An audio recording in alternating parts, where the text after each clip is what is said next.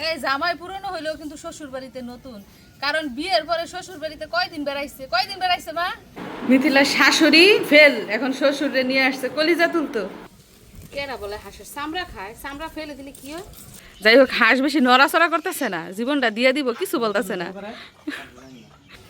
আসসালামু আলাইকুম, আজকের স্পেশাল ভিডিওতে সবাইকে স্বাগত। তো দীর্ঘ 6 মাস পরে আমি আর মিশারি এসেছি আমাদের বাড়িতে, আর মিশারির আব্বু এসেছে দীর্ঘ 1 বছর পরে।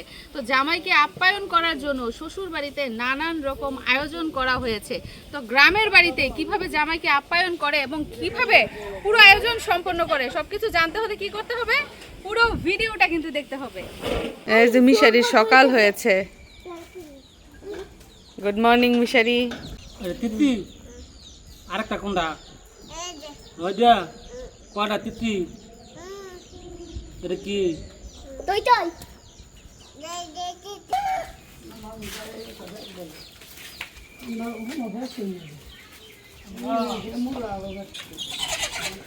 হ্যাঁ ভয় পায়।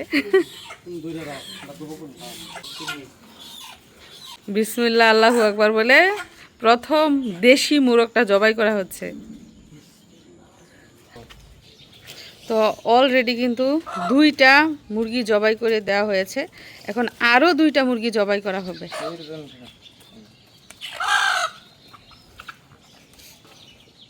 কয়টা আনছেন দেশি মুরগি? 4টা, আমি আর কই 3টা বুঝি। ওই যে একসাথে বসে আছিল যে। মিশারি তুমি জবাই করতে পারো? ও হাঁস ভয় পাইতেছে আগে থেকে। এই যে হাঁস ভয় পাইতেছে বলে কাঁপতেছে। আনিশা যে ভয় পাইতেছে, মায়া লাগতেছে। আনিশা মায়া লাগে।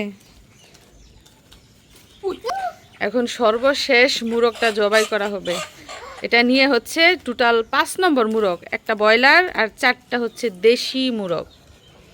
এখনো কিন্তু ঘুরি ঘুরি বৃষ্টি হচ্ছে। তো এখন হচ্ছে হাঁসের পালা।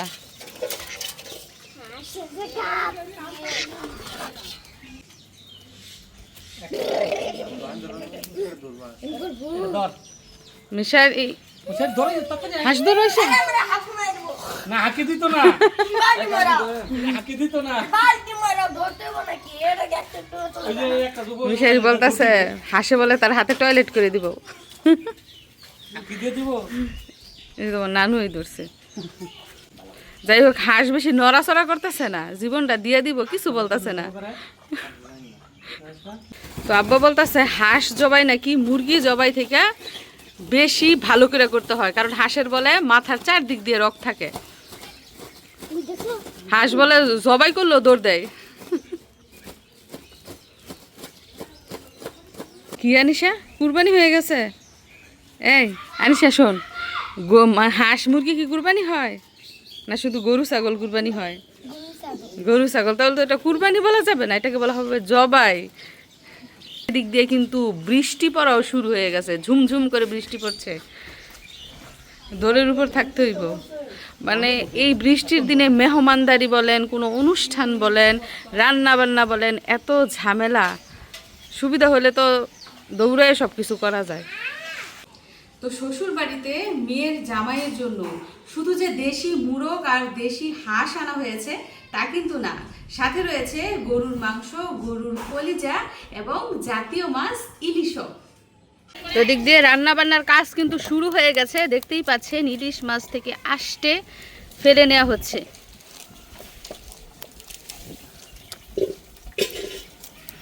আর এদিকটায় রয়েছে হাঁস এবং মুরগি, যেগুলো জবাই করে বস্তার মধ্যে রাখা হয়েছে। আর বাইরে প্রচুর বাতাস ছেড়েছে। তো মা চলে এসেছেন ছাদের উপরে, মাটির চুলায় এগুলার কাজ করবে। তো দীর্ঘদিন যাবৎ যেহেতু চুলায় রান্না করা হয় না, সব চুলাই কিন্তু ভিজা ভিজা অবস্থায় রয়েছে। এখন যেহেতু গরম পানি করে হাঁস বাছাই করা হবে, তারপর আরও অনেক রান্নাবান্না আছে, বড়সড় রান্নাবান্না করা হবে, এজন্য আমি বলছি যে ছাদের উপরে মাটির চুলায় রান্না করলে বেশি ভালো হবে।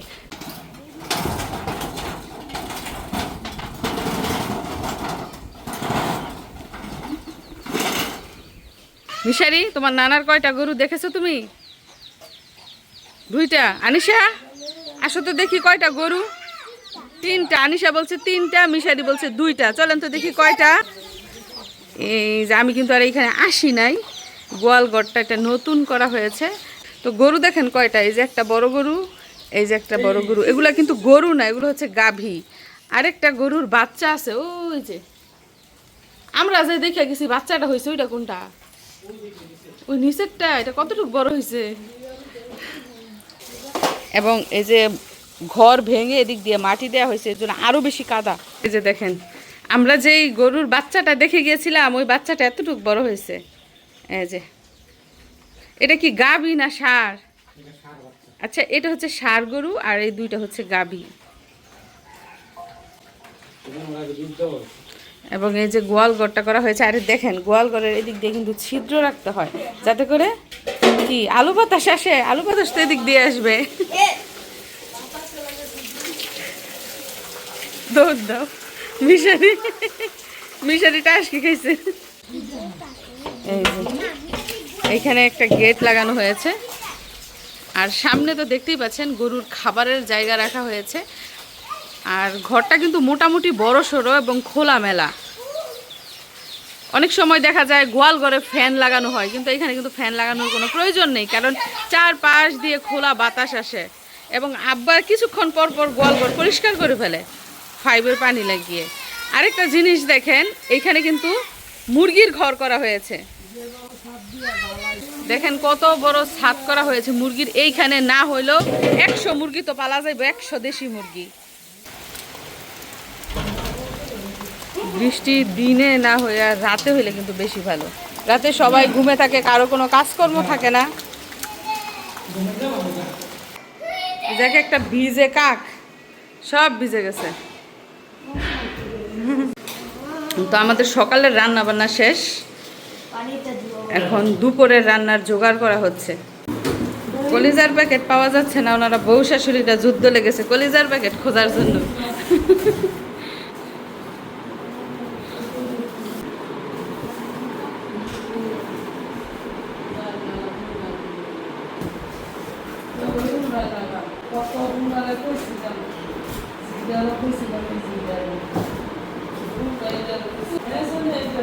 দেখি অবশেষে কলিজা পাওয়া গেল। বার করেন কলিজা। তো এই যে মাংস টাংস সব নিচে বের করার চেষ্টা করা হচ্ছিল কলিজা বের করার জন্য। এই যে কলিজা পাওয়া গেল নাকি? কেমন কেমন লাগে না? মাংসই তো, মাংসই তো ব্যবসা আছে, লাল লাল মাংস দেখা যেতেছে না? বউ শাশুড়ি কাহিল কলিজা বের করতে করতে। যাই হোক, অবশেষে কিন্তু কলিজার সন্ধান পাওয়া গেল, একদম ওই পোটলা। মাকে বলছিলাম যে পরের দিন উল্টাই দিয়েন, মাই উল্টাইছে উপরের গুলা, নিচের গুলার উল্টাই নাই। মিথিলার শাশুড়ি ফেল, এখন শ্বশুরে নিয়ে আসছে কলিজা তুলতো।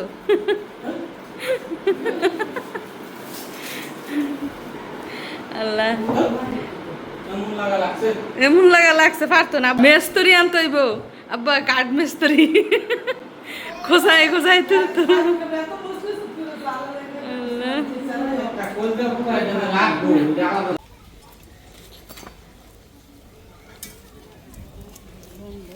এদিক দিয়ে হাঁস এবং মুরগি কিন্তু অলরেডি জবাই করা হয়ে গেছে।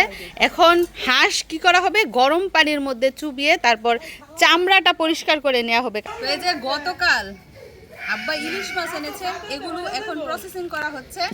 এবং সকাল সকাল মুরগি হাঁস এগুলোও এনেছে বাজার থেকে, এগুলোও প্রসেসিং করা হচ্ছে। তো আমার বোন কিছু আষ্টে ফেলেছে, বাকিগুলো আমি ফেলি। আর যেহেতু মেঘলা দিন, বর্ষাকাল, ঝুমঝুম করে কিছুক্ষণ পর পর বৃষ্টি হয়, আগে ভাগেই রান্না বান্না সেরে ফেলতে হবে।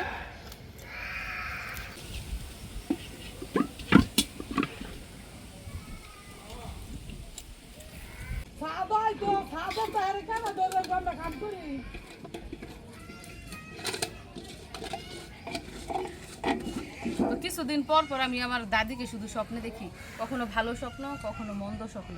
তো গত পরশু রাতেও স্বপ্ন দেখেছি, ওইটা একটু ভয়ঙ্কর ছিল, মানে কারো কাছে বলতেও অনেক ভয় করছে। আর এদিকটাই দেখেন আমাদের আনিশা বুড়ি, এই মা টাঙ্কি বইরা গেছে, পানি পড়তেছে। এই যে আনিশা, আনিশা, হ্যালো আনিশা। কে এটা, তোমার বান্ধবী?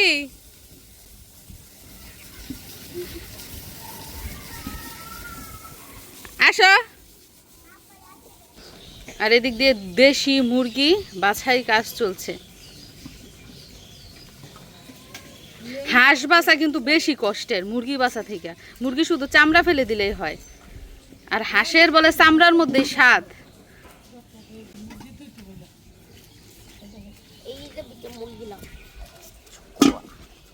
আর এই যে এদিক দিয়ে দেখুন ইলিশ মাছ কিন্তু সুন্দর করে পরিষ্কার করা হয়ে গেছে। এখন আমি পিস পিস করে কেটে নিচ্ছি। মুরগিটা লগে চলতো। তো এই যে ইলিশ মাছ কেটে নিচ্ছি। নতুন জামাই না, পুরনো জামাই খাবে। এই জামাই পুরনো হইলেও কিন্তু শ্বশুর বাড়িতে নতুন, কারণ বিয়ের পরে শ্বশুর বাড়িতে কয়দিন বেড়াইছে মা? বিদেশ করে সারা বছর। বিদেশিরা কি শ্বশুর বাড়িতে বেড়াইতে পারে? যেমন আমার ভাই শ্বশুর বিয়ে করছে প্রায় 10 মাস হয়ে গেছে। 10 মাসের মধ্যে শ্বশুর বাড়িতে বেড়াইছে কয়দিন? ঘাটে গোনা 3-4 দিন। তো এরকমই বিদেশি জামাইরা কিন্তু শ্বশুর বাড়িতে বেড়াইতে পারে না। নতুন খায়, নতুন, পুরানো হয়ে গেল নতুন।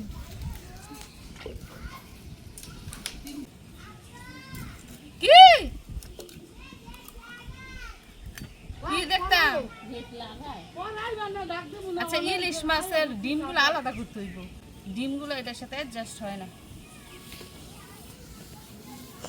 আরেক বান্ধবী আবার লগে লইছি।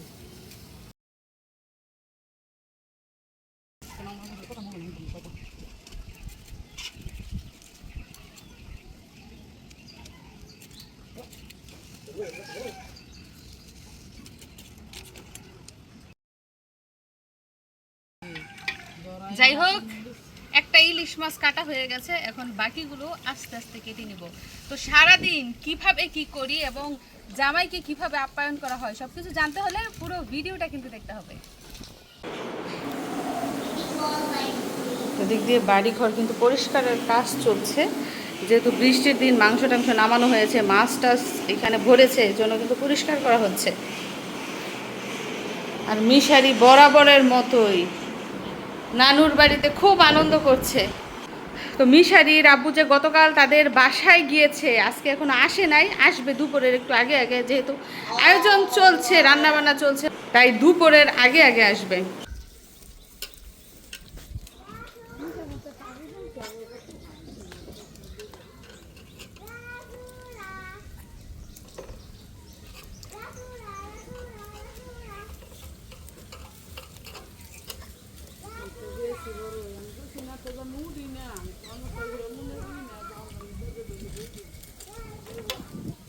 কেরা বলে হাঁসের চামড়া খায়? চামড়া ফেলে দিলে কি হয়?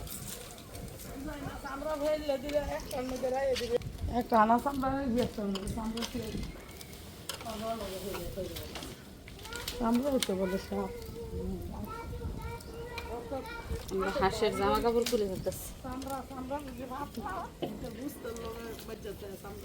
এই গলার মাঝে যে লুম থাকে।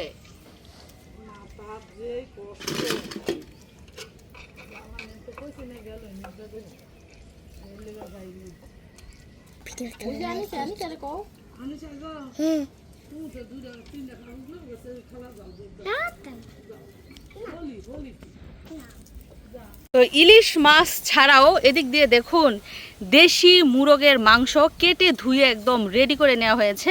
এদিকটায় ব্রয়লার মুরগিও কিন্তু কাটা হয়ে গেছে। এই পাশটায় গরুর মাংস ভিজানো হয়েছে, এগুলো এখনও ভিজে নাই। আর এইখানে হাঁস কিন্তু এখনও বেছে নেওয়া হচ্ছে, কারণ হাঁস বাছতে অনেক ঝামেলা। এছাড়া রয়েছে কি গরুর কলিজা রয়েছে, যেটা কিনা এখনও পর্যন্ত উঠানো হয় নাই। যাই হোক, রান্নাবান্না চলছে, রান্না কিন্তু এখনও অনেক সময় লাগবে। তো মাটির চুলায় রান্না বসানো হয়েছে, কারণ অনেক রান্নাবান্না এবং হাঁস পরিষ্কারের ব্যাপার স্যাপার ছিল, এজন্য আজকে অনেক দিন পরে আমাদের মাটির চুলায় রান্না হচ্ছে। যাই হোক, এদিক দিয়ে বাড়ি ঘর কিন্তু সুন্দর করে পরিষ্কার পরিচ্ছন্ন করে গুছানো হয়ে গেছে। রান্নাঘরের খবর কি, যেহেতু আজকে আমাদের ছাদের উপরে রান্না বান্না চলছে, তো রান্নাবান্না করে তারপর এইখানে নিয়ে আসবে খাবার দাবার।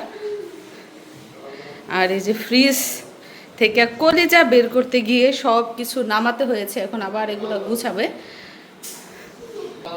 আর এই ঘরও কিন্তু সুন্দর করে গুছানো হয়ে গেছে।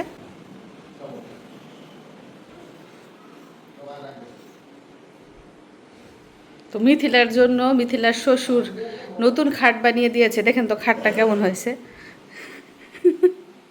সেগুন কাঠের খাট।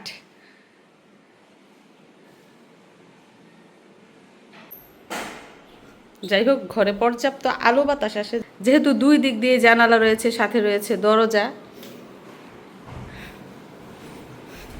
কত দূর হয়েছে কোনটা?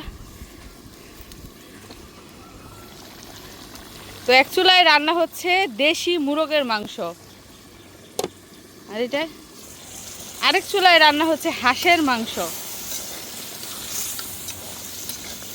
এখনো কিন্তু গরুর মাংস রান্না করার বাকি রয়েছে, গরুর কলিজাও বাকি রয়েছে রান্না করার।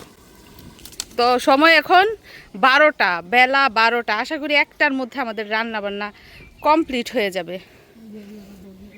এগুলা কি দেখে চিনতে পারছেন? রক্তাক্ত জিনিস এগুলো হচ্ছে কলিজা। অবশেষে গরুর কলিজা উদ্ধার হয়েছে ফ্রিজ থেকে এবং ভিজানো হয়েছে। ভিজতে মনে হয় আরেকটু সময় লাগবে, আর গরম পানি দিলে মনে হয় আরও ভালো হতো, তাড়াতাড়ি করে সিদ্ধ হয়ে যেত, সাথে কলিজার মধ্যে যে রক্ত আছে সেগুলোও বের হয়ে যেত।